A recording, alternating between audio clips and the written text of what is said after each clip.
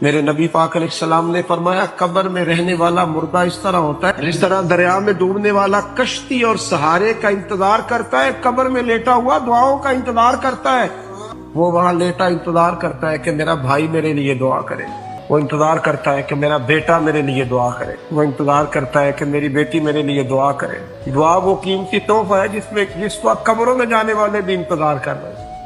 کوئی دعا کرے، کوئی دوست دعا کر دے۔ اگر کسی کے بچے لیٹے ہیں تو وہ ماں باپ کی دعاؤں کے منتظر ہیں، دوست لیٹے ہیں تو دوستوں کی دعاؤں کے منتظر ہیں۔ اور میرے نبی کریم علیہ السلام نے فرمایا جب تم دعا کرتے ہو اس طرح دریا میں ڈوبنے والے کے ہاتھ سہارا آئے تو اسے خوشی ہوتی ہے، قبر والے کے پاس دعا پہنچتی ہے تو اسے خوشی ہوتی، ان کے لیے دعائیں کریں۔ میرے نبی پاک علیہ السلام نے فرمایا میری امت قبروں میں گناہگار جائے گی، نکلے گی تو نیکوکار